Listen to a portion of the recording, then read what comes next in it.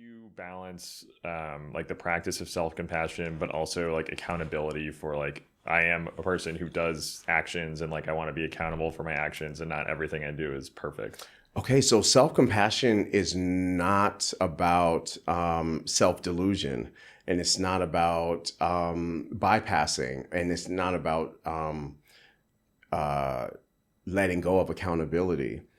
It's about like honest friendship and true loving friendship with yourself.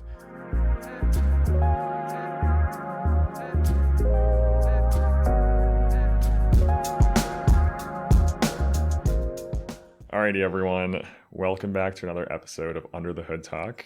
This is Henry. I am in the privileged position of getting to interview our amazing guests who come onto our podcast to talk about what they work on and share their learnings. So, as you know, Under the Hood Talk, we're a podcast that focuses on the things that are under talked about for boys and men, and we talk about them and we put them online. Hence the name Under the Hood Talk. It's what's stuck under the hood. We get it out, and we cover all sorts of different topics. And today we're going to cover a lot. So we're really excited to introduce Ofosu Jones-Quartey. Yeah. He is a meditation teacher, hip hop artist, lyricist, author, and we have a lot to talk about.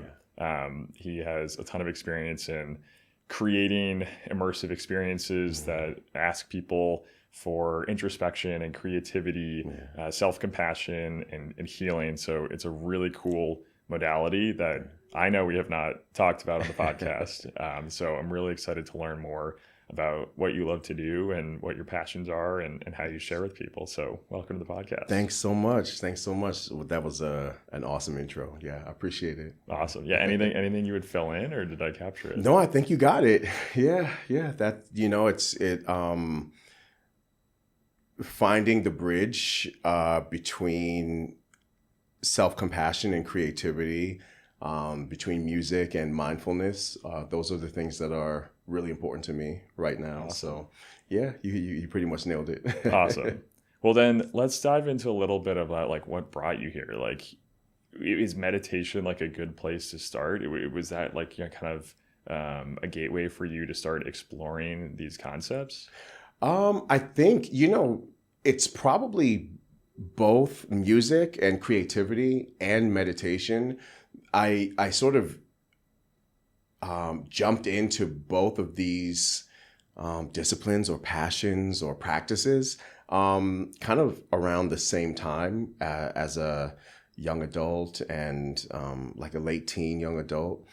And they've been kind of informing each other for a long time, but I don't think it dawned on me that I could bring those worlds together in a way that felt pretty seamless until the last 5 or 6 years or so since I've been on this new leg of the journey. But I always felt that hip hop was as much a spiritual calling for me as meditation and my spiritual practice, Buddhism, mindfulness, those types of things. And as my practice grew in both areas, I found that I didn't want to let either one of them go, even though the way I was approaching my spiritual life and my artistic life didn't seem compatible at the time. So the mission was, how can I, and also my life as a family man, as a husband, as a father. And so the question became, how can I bring all of these worlds together? And I guess that's how we find ourselves here. But yeah, the two have always been an important part of my life. Yeah. No, it's so cool to think about like the practice of meditation and mindfulness, like outside of meditation itself, where it's like music is that and the lyricism is that, the hip hop is that, and there's kind of, you can't really separate them. Yeah, I think both of them for me are asking me to express what's true inside myself in any given moment. when I sit in meditation, I'm not really trying to accomplish anything as much as I am trying to express or experience the truth of who I am and what the moment is and the relationship between the two. And that's the same thing that I'm doing in music. Who am I right now? And what is this moment? And what's the relationship between who I am and this moment in time, or this moment in my day, or this moment in the universe? Yeah. So it's the same idea happening in two different types of expression. And is the meditation like a learning, and the hip hop is a sharing, or is it both? I think it's both. I think it's both. I think it's probably oftentimes, as you said, there are insights that arise in meditation. I mean, the type of meditation that I have practiced for the longest is what's called insight meditation, or mindfulness, or vipassana. They all mean the same thing. And that style of meditation is very simple, but it's designed, as it were, to create the space for insight to arise about life, yourself, the nature of existence, etc. And so, yeah, insights do arise in meditation, and music is a way of, for me, hip hop is a way of expressing some of those insights. At the same time, there are moments when I'm writing a song where I learn something about myself that supports my meditation practice. There have been times, there was a song that I wrote called Frozen Lake. How does this, the higher me is looking at the lower me inside of me. The more I look, the more I see that no one is inside except earth, fire, water, and wind moving together. And freedom is my true nature. I'm in this moment forever. There was a time where I was feeling really low about something, and those lyrics came to support me, to remind me that freedom is your true nature. So there's times when I when I write something that supports my meditation, and there are definitely times where my meditation provides content for my writing. Yeah, you explained it beautifully, because I know, like, putting words on an experience like meditation is so difficult. Where, like you were saying, there can be insights that come about in meditation, but it's not the goal to derive insights in the meditation, and you were really careful to, like, explain that, and then how hip hop can go both ways, because it's being experienced by others who are listening, but then you've also been the one to create and write, which can also generate insights. Yes. And the big thing about self-compassion for me is learning how to develop a friendship with yourself, and in so doing, supporting yourself along your journey. So I know there are times when I'm writing that future me will potentially hear what was written in this moment and benefit from it, So it's also a way that I take care of myself. Yeah. Well, so let's talk about the theme of self-compassion. I know, especially in the conversations I've had with boys and men, it's challenging. Yes. Like, there's a lot of pressure to, like, use negative reinforcement, like, on yourself to do better and be better. And it's to push yourself with criticism, and it's never enough. And so I guess, how did you even get to a place where you wanted to develop self-compassion before we even get into, like, techniques? Yeah. I was so depressed that I didn't want to exist anymore. And I had been really pushing myself really, really hard. I had been coming down super hard on myself for every possible thing. I had an undiagnosed mental health condition, obsessive compulsive disorder, that really made me feel terrible about myself. And so it was like, I already have this condition that I don't know what's going on, but then I'm beating myself up for it. But it's not even that big. It could be beating myself up for not closing a door correctly, or, anything, literally. And at the depth of my depression, and I didn't want to be here anymore, I kind of said this like inner goodbye, maybe a goodbye to the world, goodbye to everything. And I just said, you tried your best and it's okay. I love you. Like, just to myself. And there was just something about saying I love you to myself in this almost dismissive way that really like struck me. It's just that I could say that to myself.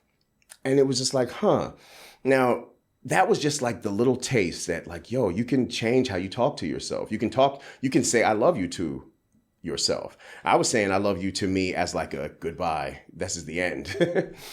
But that stuck with me. Fortunately, I did not leave the planet earlier than necessary. And I talked to a therapist who really encouraged the practice of self-compassion. And I started writing letters to myself. I would meditate and then write a little note to myself, just encouraging myself. And I kept experimenting with this idea. What if I could change how I talk to myself? So going back to your question, where did this start? This started at my absolute lowest point, and I accidentally said, I love you to myself, and it made me pause. Just that feeling of like, wow, I don't have to talk to myself like I hate myself. That was like a little peek into the window that this could go another way.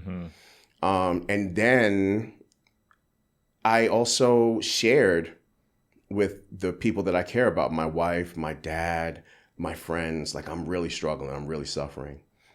And I started working on my first album in this moment, where I was just documenting how low I was, but also talking about how my meditation practice and my family was helping me climb out of it. And so I'll pause there. Yeah, no, it's a powerful example, and I think a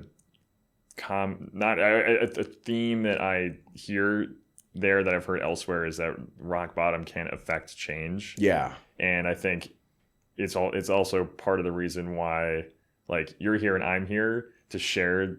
Definitely. That it does work. You can be proactive and start doing that before you get to rock bottom. Rock bottom is not it doesn't have to be a given for people. It does not have to be where you get to. And a huge part of what I want to do is encourage people in such a way that rock bottom doesn't even happen. Exactly. Where it's like, that's where you realize that, and it was like, and even maybe if you didn't even fully believe in what you were saying at the time, just how it landed to you was so different than the voice it had been hearing, that was like, this is possible. Well, I tell people all the time when I'm talking to them about self-compassion, like, this might sound dumb at first, this might feel silly, you might not believe what you're saying to yourself, but just keep at it. You're talking to yourself all the time anyway, so you might as well experiment with a kinder voice and just see. And it's really the practice over time that one day you find that you're catching how you talk to yourself, and that you're not letting the criticism land or stick, that your go-to isn't self-loathing, that your go-to is actually encouragement. And so you had this realization. And then it sounded like I guess there was two things. There was bringing in more people, sharing, like community. I'm not alone. Right. Which is a really powerful step. And then also sounded like it was a big unlock for creativity, whereas like, and tell me if this was the pathway, like, if I love myself, then the stuff I create is worthy of other people engaging with it? Yeah, I think I started working on this project during the pandemic, and that's how the meditation room, the bedroom, and the studio became one place. And so it was like, then I could call one of my kids into the room and say, I'm working on this, can you record a couple lines here? And, it became this kind of like family project. And so and I was really enjoying the process. I didn't have space in my musical world at the time. I was doing different types of music and, just doing different stuff. So there really wasn't space for like mindfulness-based hip hop music in what I was creating. So it was just something I was doing as a way to heal, really. And it felt compelling, and it seemed like something was growing after some time. And I was like, oh, maybe I'll share this with people. But it also felt super vulnerable and kind of scary to be sharing that stuff. So at first, it was just a way for me to process what was going on with me, and for me to take the mystery out of the work that I do for my family. Because for years, it's just like I'm going to the studio. I don't know what that even looks like in their mind, but now the studio is just a part of the bedroom, So, yeah. So that was healing too, just like bringing in family and people I care about into the creative process. And when I look back, it's like all these different ways that I was kind of trying to intuitively care for myself. Yeah.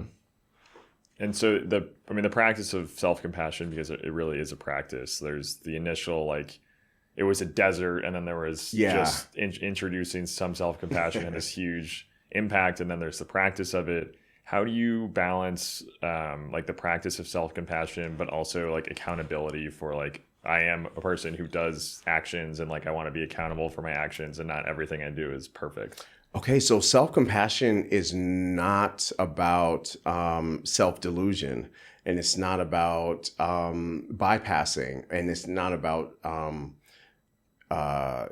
letting go of accountability.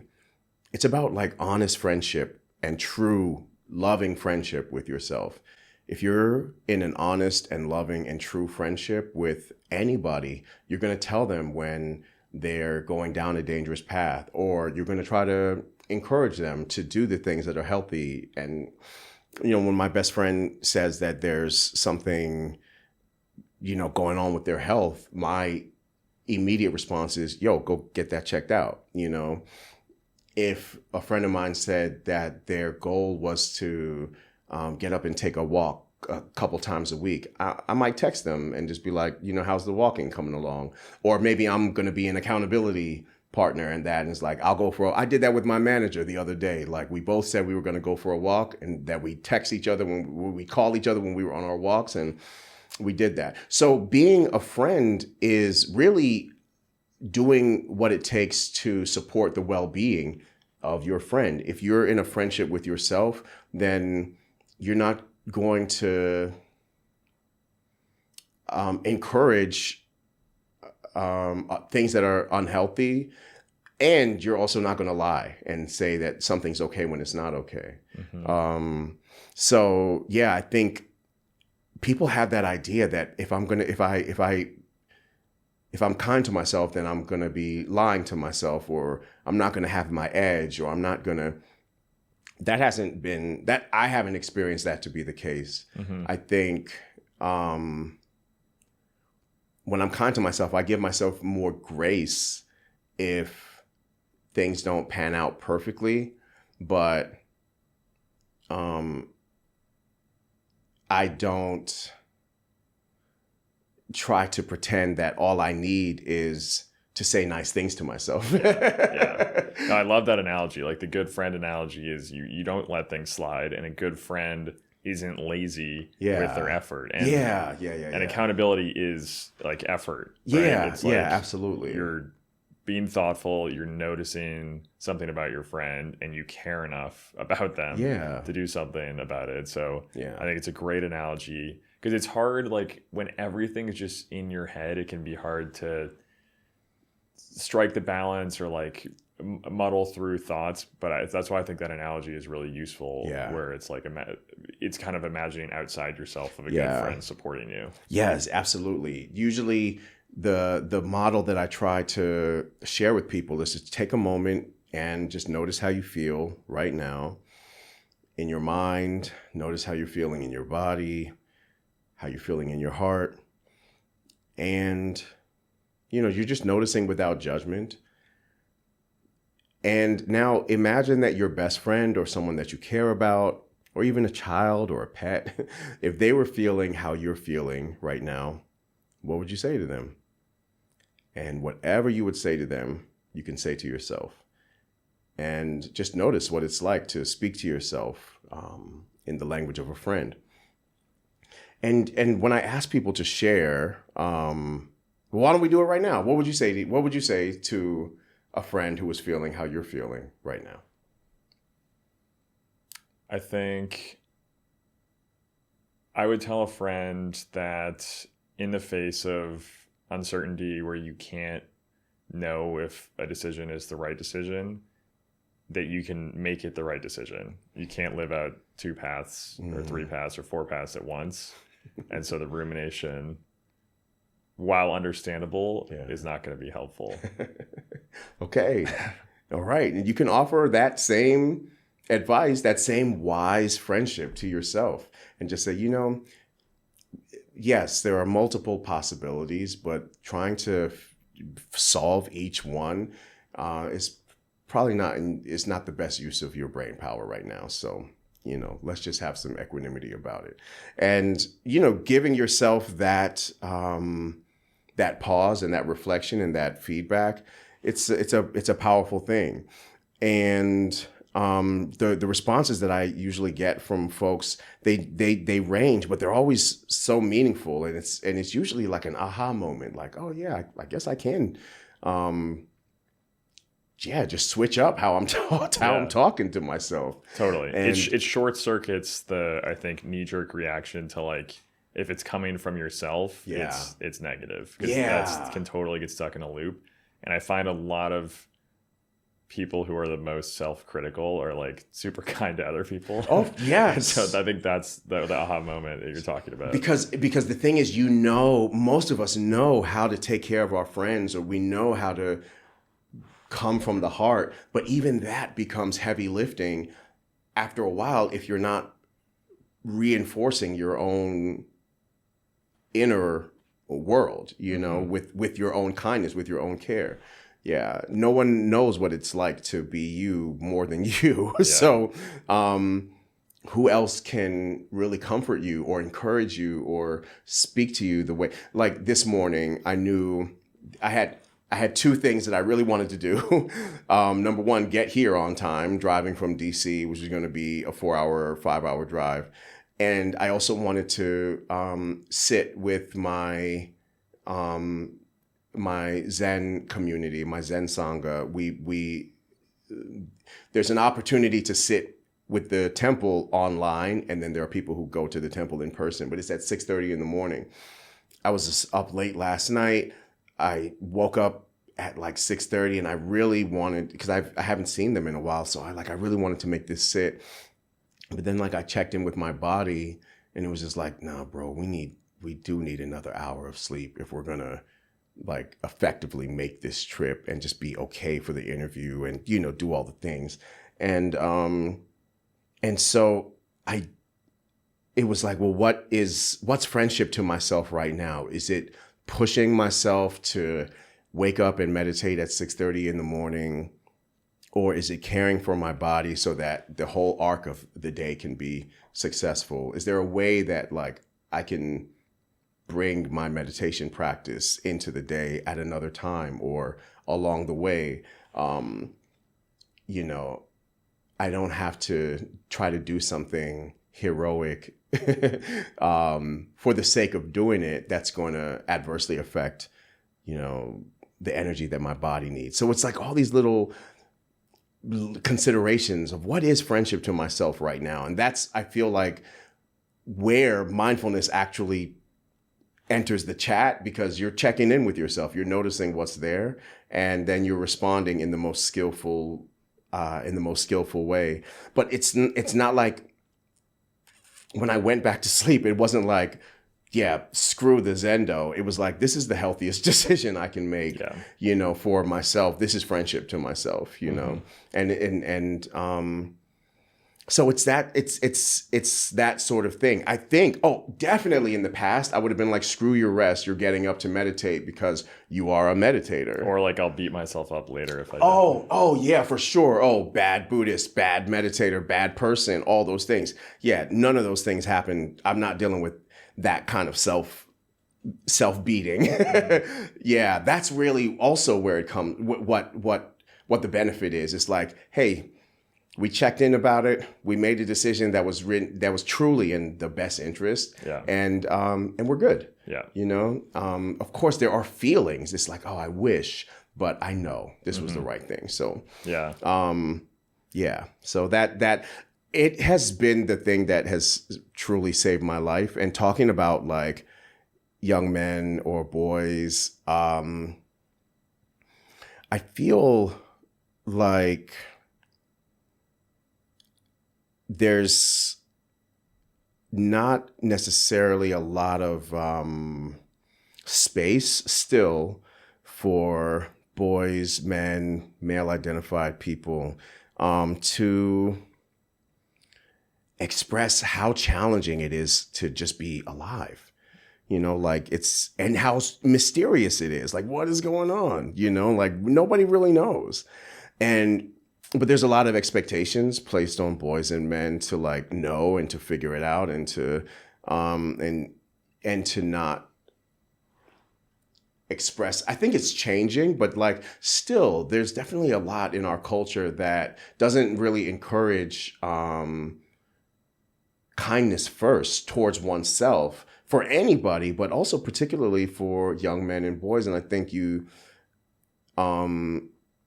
can see in some of the media that's out there and in just a large segment of the culture where there's this internalized hatred that expresses itself externally to our other fellow beings, to women, to anybody who's an other, to anybody who's different. And I just feel like if we took the time to care for our own hearts, we wouldn't have the time because it's a practice. It takes time, So if we were taking time to care for ourselves, there wouldn't be extra time to be beating up other people, because caring for oneself. What I also like to share is that self is not one thing. Self is your parents, your environment, your siblings, where you went to school, the time in history that you were born, the country you were born, the town, everything. Self is an amalgamation and a process of all the different specific things that come together and interact, and that have come together and interacted going all the way back to the beginning of time up to right now. So when we say be kind to yourself, it's also saying be kind to your mother and father within you, be kind to your grandparents within you, be kind to your ancestors within you, your siblings within you, your friends within you, your pets within everything that makes you up.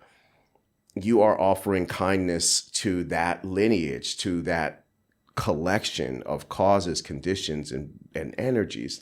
So it's a monumental undertaking. It's not an impossible one, but it's a big one. And so I don't have time to hate anybody when I'm spending time learning to love myself, Yeah. And that's another way to think about it. We were talking about like go outside and think about a friend like supporting you, but now you're talking about, okay, if you're gonna self-hate, you are doing that to all of those others inside of you. If you are the component parts of your mom, your dad, your brother, sister, friends, like, and you probably don't do that right anyway. So it's that other realization that you are made up of those component parts, which is another really cool way to think about it. And I think we're talking about lots of these like aha moments of like, oh, like I don't need to hate myself because of this reason or that reason. Yeah. And I think those are important to talk about because the unconditional self-love for self is like totally beaten out of young boys and men. Yeah.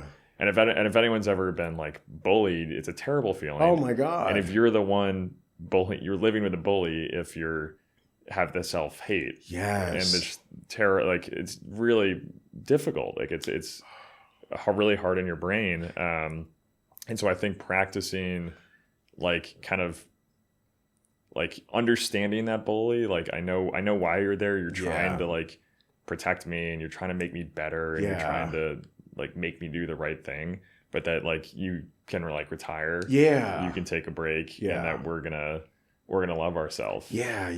I mean, if the bully has like big energy, it's like, yo, we're gonna just redirect some of that energy and put it into caring for ourselves. Because I will cut to camera or look to camera here.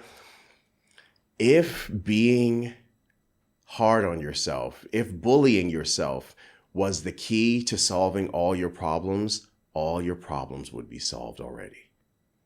I'm going to say that one more time. If being cruel to yourself, if being hard on yourself, if being a bully to yourself was the key to solving all your problems would already be solved. So if all your problems are not solved through the path of self-criticism, try on the path of self-compassion and see what happens. Spoken from somebody who walked the path of self-criticism almost to the end of my life and then stumbled on the path of self-compassion and saved my life. It's a great way to phrase it, and thank you for sharing the words. It made me think of it's almost like a little hack. There's a meditation that I've done with a pillow on the back of your neck, and you just focus on the feeling of support, and just try and maximize like, oh, I am completely 100% supported by just this chair and this pillow, and you just kind of like really feel supported, like completely held up. Everything's gonna be okay. Just to practice that feeling, like what if everything works out? What if I am completely supported, protected, safe? Just to feel it. Like even if it's not real and everything's going wrong and crazy, you're just practicing feeling that in your body. And it's a really interesting just like short circuit hack of like, I'm just gonna manufacture and just really build this feeling. Yeah. We have listening to you do it, I was noticing just the support from the feeling of the chair, the ground beneath me. And what a wonderful feeling to just surrender to that sense of unlimited support. And no matter what's going on, we have the ability to shape our reality in a way that can feel more supportive. Because people talk about like mindset hacks of like wake up at 4 a.m. and like your cold shower. There's no one's talking about mindset hacks of like just be okay with yourself. Just be okay with yourself. That's the biggest one. Wake up in the morning and don't hate yourself. You know, to wake up in the morning and offer yourself a little bit of loving kindness. Or give yourself. Thich Nhat Hanh has this beautiful gatha or poem. Thich Nhat Hanh, the late Vietnamese Zen master. I believe the poem is, waking up this morning, I smile. 24 brand new hours are before me. I vow to live each moment in mindfulness and see all beings with eyes of compassion. That's a sweet way to get up. Hard to have a bad day. So you can make up your own wake up poem.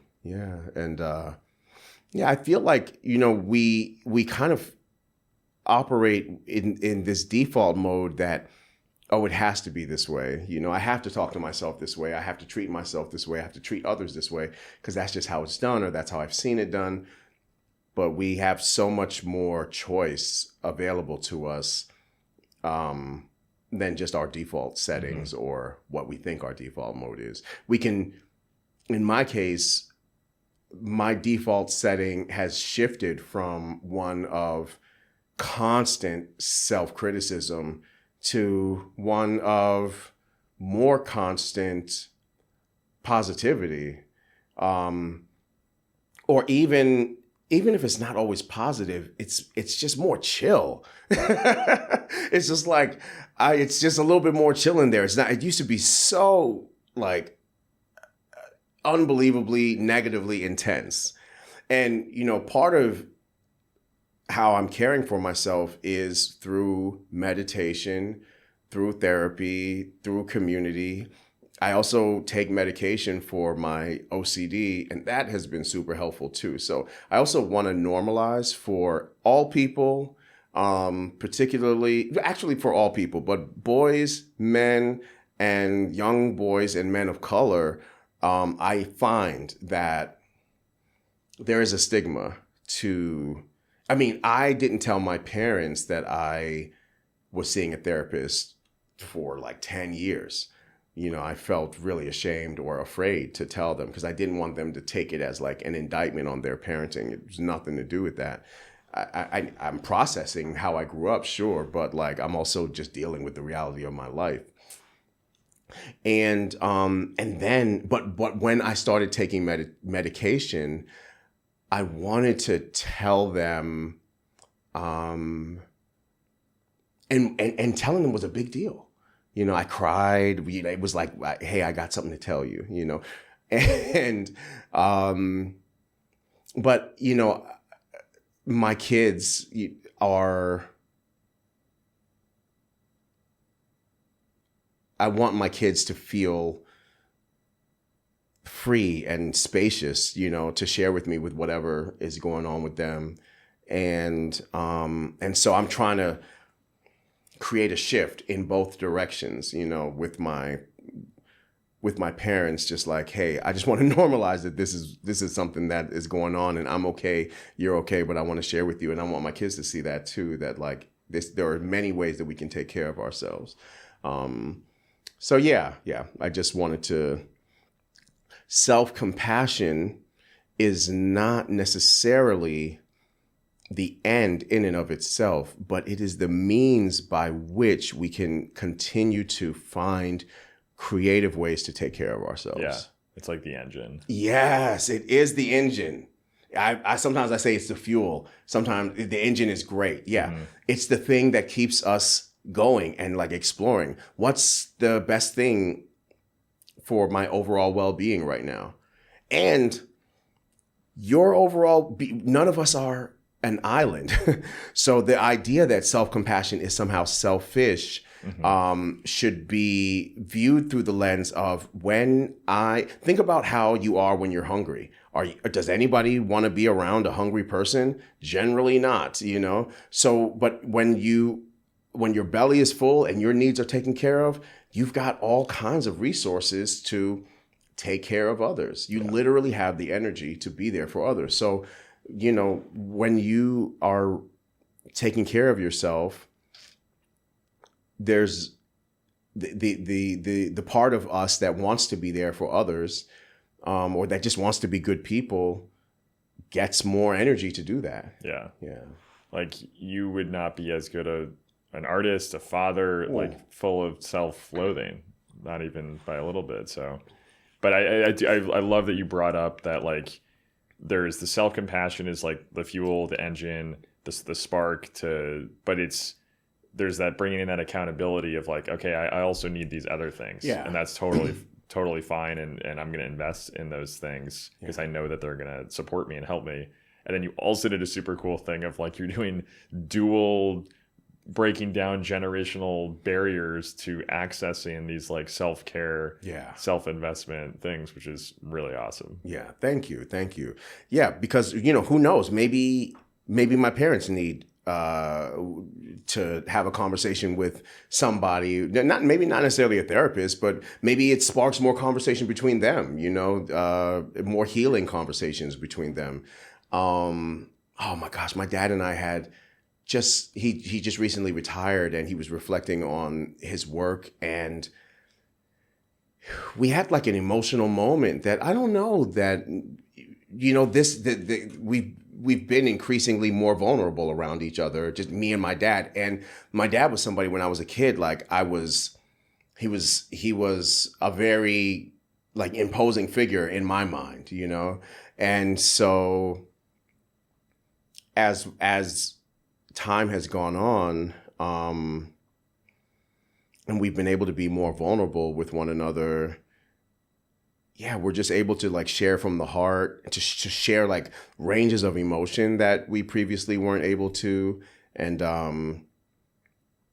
so I think it's just been this process, that I clearly he's working on it, and I've been working on it. And yeah, it's great for us to be hanging out at my house, and for our kids to see us hugging, and for them to see me kiss my dad on the head, and that sort of casual affection, saying between father and son.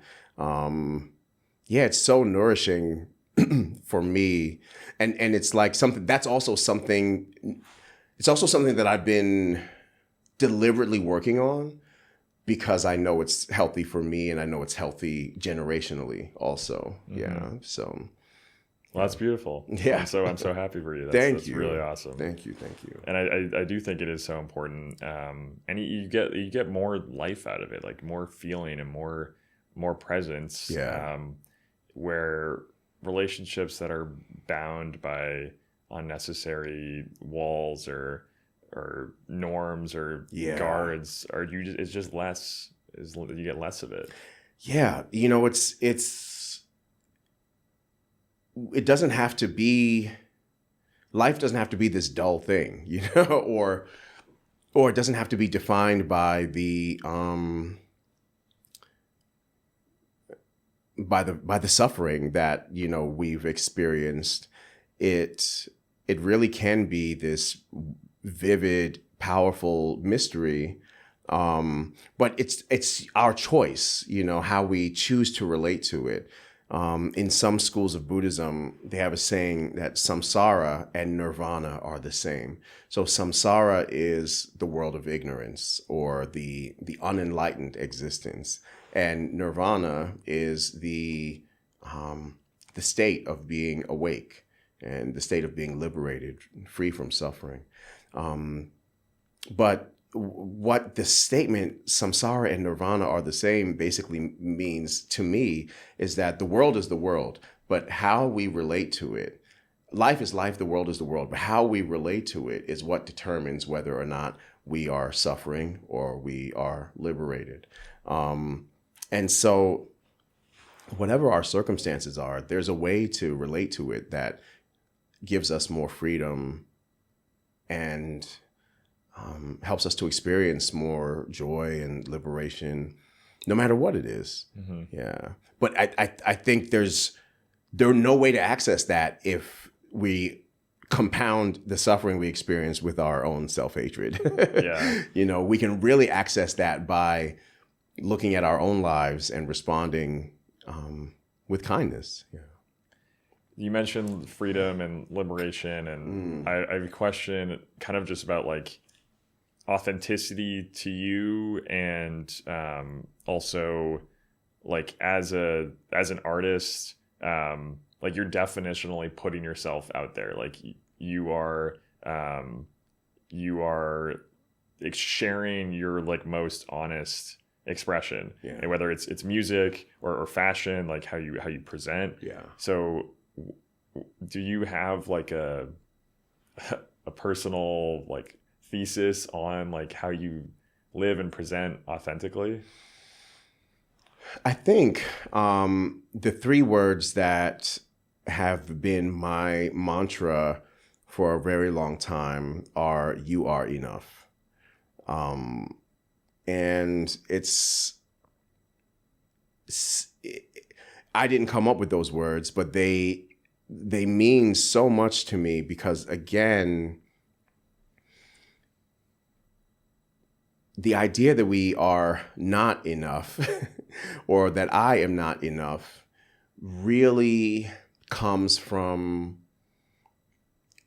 a lack of seeing how remarkable it is to be a you, how miraculous it is to be a person, to be alive.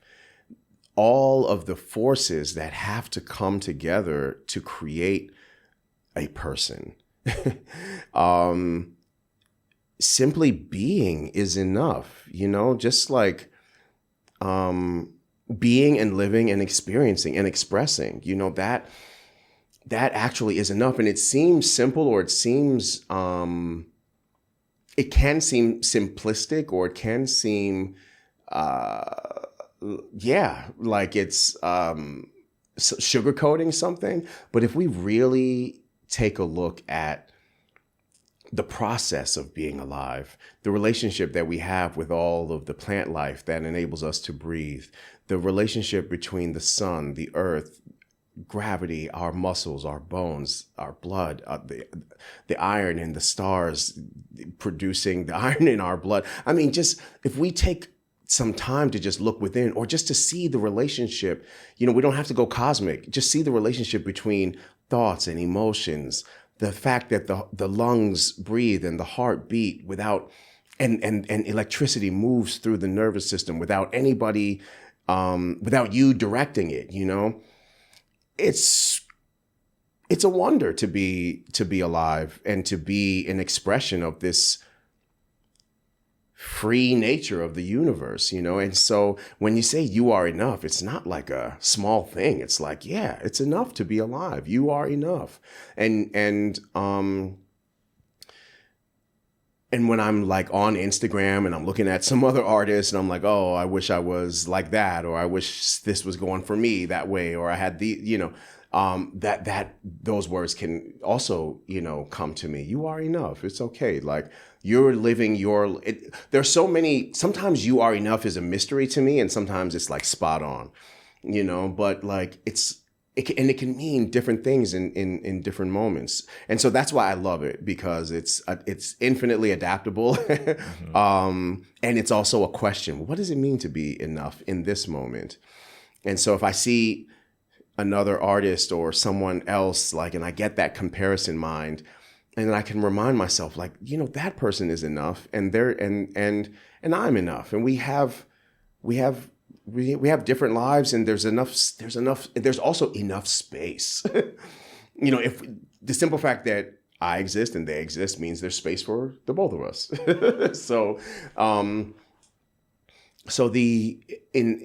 I think that's been my philosophy of recognizing my enoughness, and letting that be a doorway to recognizing the enoughness of everything. And it's really a way of seeing the ordinary as extraordinary. The way of seeing like everything as a miracle. Yeah. The noticing is so powerful, right? Yeah. And then your enoughness is also unique. Yes. Just to you. And then, like you said, the biggest concepts sound so simple. Yeah. So, like, the biggest concepts, you can say in 3 words. Yeah. Yeah. Like, I love you. Like, it's loaded. It's huge. Yeah. Because, you is just like self, it's a placeholder for all things. Yeah. Mm-hmm. Yeah. And then the noticing is like a meditation practice in and of itself. And definitely. Like, if you look, you will be amazed. Right? Hands down. If you look, you will be amazed. Yeah. I feel, whether when it comes to my spiritual practice, which is pretty heavily based in Buddhism, I just love this word, this phrase that the Buddha used. He just said, just come and see, just try it out for yourself. If you look, you will see something. Mm-hmm. Yeah, but that's not exclusive to Buddhism. All you have to do is just take a look at yourself and like, you'll see that, wow, it's interesting in there. Mm-hmm.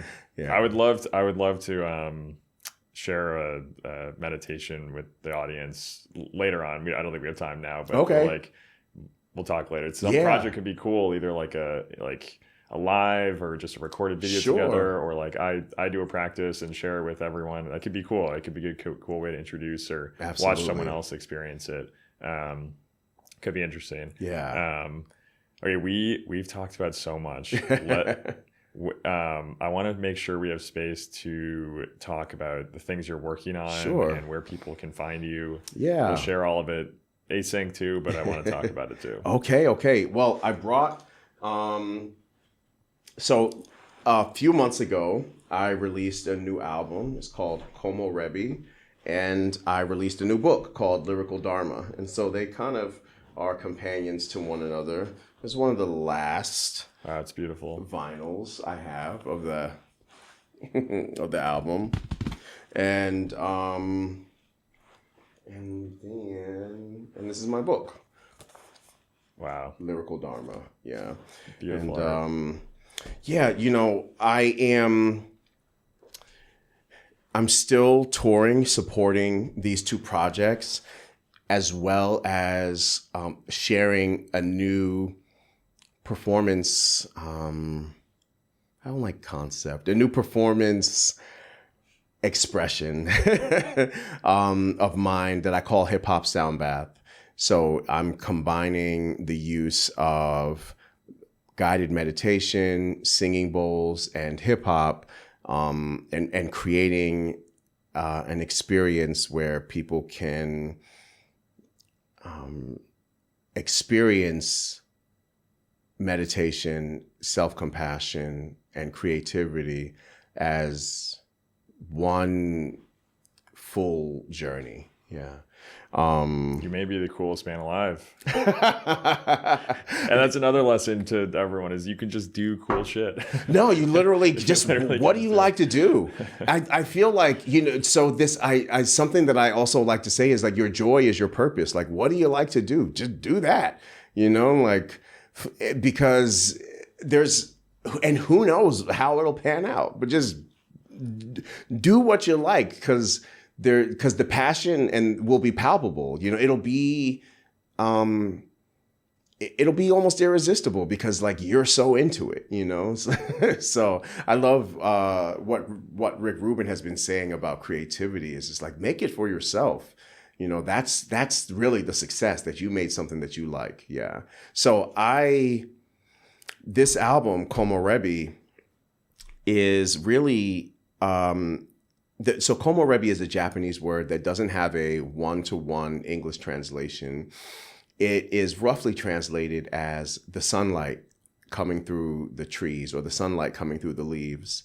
And this album, for me, represents the sunlight of self-compassion, the sunlight of healing, beginning to really peer through the trees or the forest in my own heart, so to speak. I'm in a place where I'm just healthier, mentally, emotionally, physically. But yeah. And I know I'm strong physically. So that's, yeah. But when you're on the road, it's like, it's not always as easy to keep working out. But anyway, we can cut that part. But, but I'm in a place where I'm feeling better, and a lot of the previous work has been about getting to this place. And so I love this project. My family is generally a part of all of my albums, but they play a little bit more of an upfront role here. At least it feels that way. My mom is featured on there. My dad's on there. All my kids are on there. My wife's on there. And yeah, it's I'm really in love with how Komorebi turned out. And the book, Lyrical Dharma, is one part art book, one part lyric breakdown book, one part memoir, and one part, I guess, spiritual biography too, a little bit. When I started writing it, I just wanted to just kind of highlight some of the nerdier mindfulness, Buddhism based things in my lyrics. And then when I started working with the editor at Parallax Press, she was saying, yeah, all that's cool. And it is very nerdy, but like, we'd love to hear the stories behind how these songs came to be. And I kind of wasn't prepared to go back and relive some of these stories, but it was actually super cathartic and super healing, and a way for me to like write this book and be like, okay, and now in writing this book, I have like put some of these more painful stories like to rest or behind me. Being able to write about them and share them with strangers, I'm like, I'm ready to move on. Yeah. So both of these have been very therapeutic and very healing. And the response has been wonderful so far. So yeah, it's so exciting, and I think it'll be hard to listen to this hour and then not want to listen to the music or read about the book. So I really appreciate you kind of giving us even more color, more detail around the story. I think it'll go really nicely with that. So just congrats on your project. Thank you. Getting something out there. Thank you. That you created that is like honest and the best like creation is, like you said, it's like really about you. Yeah. So yeah, congrats on that. Thank you. Yeah. And right now I'm still, as I mentioned, I'm still touring in support of this book, and I'm also but I guess last summer it was the Komorebi Lyrical Dharma tour, and this summer it is the Hip Hop Sound Bath tour, featuring songs from Komorebi and reflections from Lyrical Dharma. So cool. So I'll be doing something here in New York. I'm not sure when this will air, but I'm going to be doing something at Brooklyn Tea tomorrow at the time of recording. And then from there I go to LA, and then I'm in Toronto, and then I'm in upstate New York, then back in DC, and then I'm in the Bay Area, then I'm in Portland. I'm getting tired. Oh man. And then after Portland, I'll be in Europe. So wow. Yeah, just bouncing around. So please, if you want to see me in your city somewhere, hit me up on Instagram at bornimusic, or shoot me an email, bornimusic@gmail.com, and let me know where you want me to be, because we are running around. So cool. Thank you for being here. And I challenge anyone to tell me that hip hop sound bath doesn't sound like the coolest thing ever. So, thank you so much for being here. Yo, thank you so much for having me. Incredible conversation. Yeah. And I'm really glad we got to share with the audience. It's been a great conversation. And yeah, just for anybody listening, it's entirely possible to have a more loving and caring relationship with yourself. And one of the simplest ways to start is to notice how you feel and think about what you would say to a friend who was feeling the same way, and then say those same things to yourself. And even if it feels weird, even if it doesn't feel authentic, that's okay. You're talking to yourself anyway. So just give it a shot and keep it up. And one day you'll realize that, hey, it's feeling better in there. So that's my wish for anybody listening and watching, is to be kind to yourself, please. You are enough. Yeah. Let's end with that. All right. I like that ending. Cool. Said it better than I could. And that's a wrap. Nice. Thank you so much. Yeah, absolutely.